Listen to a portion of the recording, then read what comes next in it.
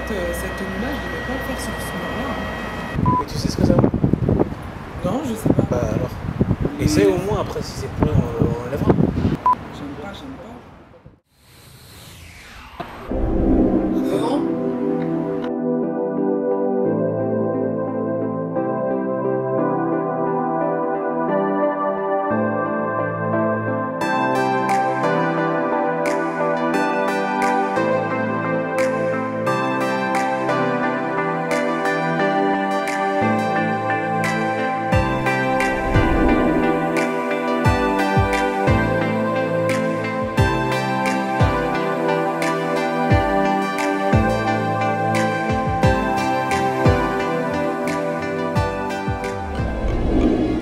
Soyez fiers de vous, les filles, comme les garçons, ceux qui me regardent.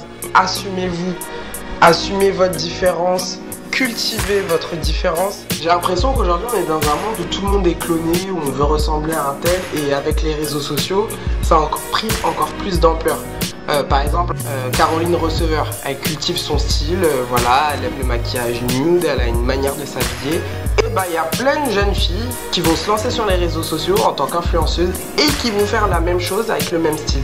Bah voilà, Lala Misaki, elle arrive, elle défonce tout, cheveux roses, elle s'assume, plantureuse, souriante, que de bonnes vibes autour d'elle. C'est ce que j'apprécie chez elle, c'est qu'elle cultive sa différence. Certes, elle a bien sûr des influences dans le milieu de la musique, dans le milieu de la mode, elle s'en inspire, mais elle crée son propre univers. Créez votre différence pour réussir. C'est ce que vous allez découvrir dans l'interview avec Lala Misaki.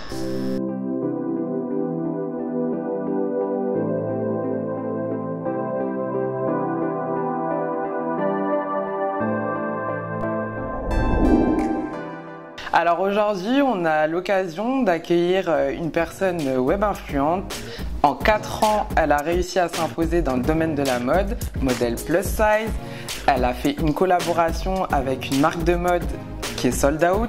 La deuxième est en devenir. On a le plaisir d'accueillir Lala Misaki. Ouais.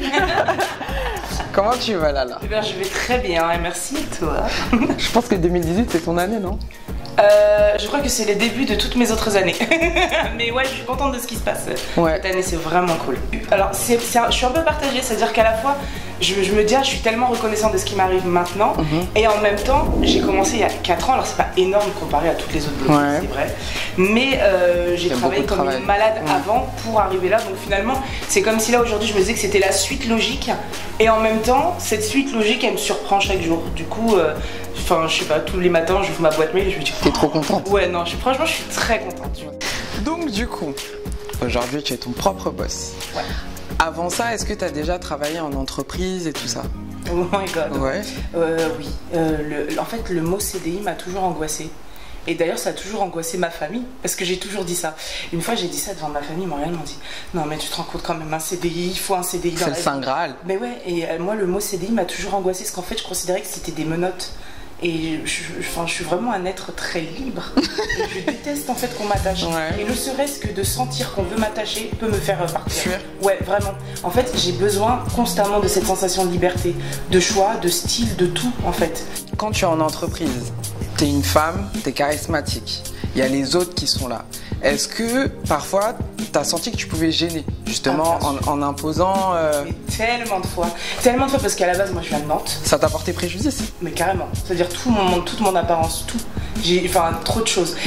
Parce qu'en fait, bon, je viens de Nantes, ouais. C'est une petite ville, c'est très, enfin voilà, les jobs, les gens ils y vont, ils y restent toute leur vie jusqu'à la retraite. D'accord. Donc en gros, quand tu veux un job, c'est souvent parce que la personne elle est partie à la retraite. Okay. Elle a gardé son job toute sa vie. Et donc du coup moi à la base, moi à l'école, ce que je voulais faire c'était une école de make-up. Ok, oui, ouais. Effectivement. Le conseiller d'orientation, cette vieille meuf m'a dit non, c'est pas possible, tout ça.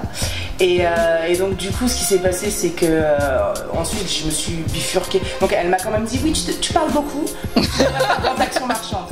J'ai dit mais non j'ai pas envie, ouais. J'y ai quand même été. C'était les pires années de ma vie parce qu'on me forçait à mettre à venir en tailleur à l'école. Okay. Enfin en plus à cette époque là moi je me prenais pour Missy tu vois. Donc t'avais ton style, ton les image. Cheveux rouges, machin, j'avais des donc c'était dur. J'avais des baguilles et là on me dit mais en tailleur. Et en plus c'était garçon pantalon, fille jupe. J'étais en angoisse, D'accord. J'étais là, je pleurais. Et après, pareil, va trouver un truc à ta taille. J'ai jamais trouvé ma taille. Donc tu Quand faisais tu comment? dis à tes profs, bah, y a pas. Y a pas. J'avais trouvé genre un pantalon genre de pseudo tailleur, il n'y avait pas forcément la veste, je mettais une vieille chemise d'homme et puis j'étais là comme ça. Ah ouais, quand même. Bah oui, parce que t'habites à Nantes, parce que t'es ronde et pourtant je suis pas extrêmement ronde, mais c'est juste que dans les magasins dans cette ville-là, il y a rien. Donc du coup tu fais quoi? Bah tu subis, alors heureusement ça va entre guillemets, j'étais une meuf un peu populaire donc les gens ils me taillaient pas trop, mais imagine, pour le coup imagine c'est une fille qui est pas bien dans sa peau, à qui ça arrive. C'est difficile. Bah oui. Imagine, c'est une fille qui est pas bien dans sa peau, qui est ronde, qui sait pas comment se fringuer, qui du coup, les seuls trucs qu'elle trouve, c'est un pantalon oversize, une chemise d'homme. Ouais, ça enlève toute la féminité. Ouais. Mais du coup, toi, tu t'imposais avec ton style en entreprise et ça dérangeait les gens. Ah, mais bien sûr. Une fois, j'avais surpris une conversation, c'était dans une bijouterie. On bossait, on était 2 intérimaires à avoir été pris donc à bosser dedans. On pétait leur score, on pétait leurs chiffres, voilà, alors qu'elles avaient jamais fait ça. Et tu sais, c'était les sortes d'open space. Ouais. Et tu sais, moi j'arrive dans le open space, du coup, je suis derrière elle et j'entends. Elle te voit pas arriver. Non, elle me voit pas arriver, elle dit non, elle est super, mais par contre, quand faut passer avec elle en même temps, dans le truc, genre, il n'y a pas de place. Mais t'as pris ça comment? Parce que là, on rigole, mais enfin. Genre, tu me fais ça, faut que je te fasse une crasse après. Ah, donc t'es rancunière? Je suis pas. Elle est rancunière, les gars. Faites attention. En fait, le truc, c'est que il faut que tu comprennes ta leçon. Mais par contre, je leur ai jamais dit que j'avais entendu, je leur ai jamais dit que quoi que ce soit. Mais t'as fait en sorte que. Elles m'ont dit, on se retrouve à la pause déjeuner, bon appétit à tout le monde, c'est toi qui fermes ce soir. Oui, bien sûr. T'es jamais revenu. Je m'en fous, ça va pas ça. C'est un milieu qui est assez, comment dire, féminin. Ouais. Est-ce que parfois t'as senti dans ce milieu-là de la jalousie envers toi ou des personnes sont là, te regardent, elles se demandent mais pourquoi elle est là? Est-ce que t'as pu ressentir ce genre, je sais pas si je devrais dire frustration, enfin si, la leur? Alors je pourrais pas dire que moi je l'ai ressenti personnellement. Ouais. En tout cas, on me l'a jamais fait ressentir de base. Maintenant, après, évidemment, on a des échos, des trucs, des machins. On parle beaucoup. Non, tout est beau, tout est beau. Non, mais après, je pense que tu sais, je pense qu'au contraire, la réussite de quelqu'un doit être une motivation pour toi. Je suis complètement d'accord. Mais le milieu des femmes, quand je vois des meufs autour de moi qui des fois ont des contrats, je me dis putain, j'aurais adoré. Et ça me motive en fait à aller plus loin. Je me dis pas ah la pute, machin. Non, mais je suis pas. En fait, ça n'a jamais été dans mon caractère. Donc, du coup, oui, évidemment, je pense que automatiquement, j'arrive comme ça, machin, et tout de suite, on va dire que les marques m'apprécient. Oui, peut-être que ça peut attirer la jalousie, et en même temps, moi, je l'ai toujours dit, je préfère donner à César ce qui revient à César. Le mieux de la grande taille, moi, je suis arrivée comme ça. Il existait déjà avant. Il y avait déjà des blogueuses qui avaient entre guillemets ouvert la voie, au même titre qu'une Ashley Graham aujourd'hui ouvre la voie de manière mondiale à toutes les nanas plus size. Et combien de fois les gens me disent ah, j'adore Ashley, c'est pour ça que je t'ai invitée. Je me dis pourquoi? Mais toi, t'es pas Ashley. Non, je suis pas Ashley, mais pour eux, je suis la Ashley Graham française. Non. D'accord. Je suis pas en fait. C'est quand même un compliment. Oui, enfin oui. Alors attends.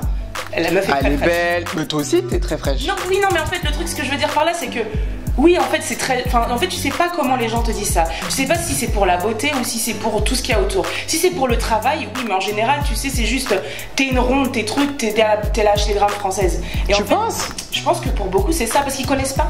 Quand même, Ashley Graham, si on te dit t'es la Ashley Graham française, franchement.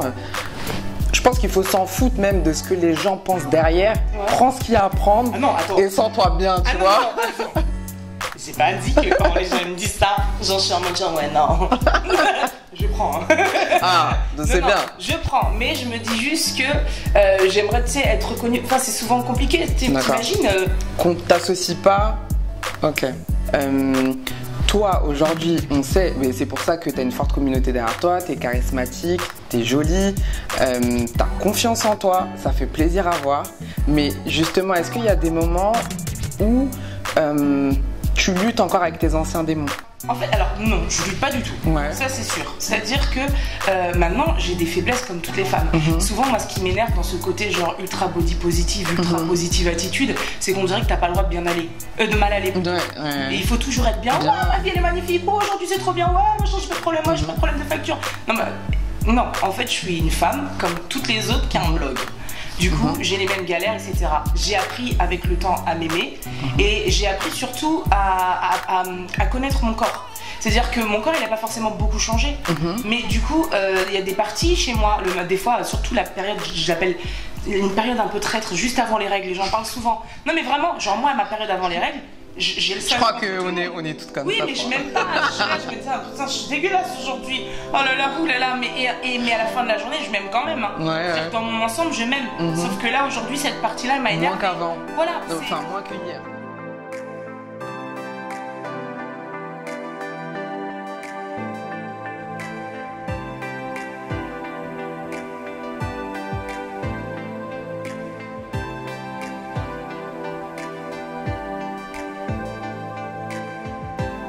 En ce moment, une polémique qui s'est un peu calmée, mais quand même on en parle. C'est tout ce qui est profil faux influenceur, achat de likes, achat de commentaires.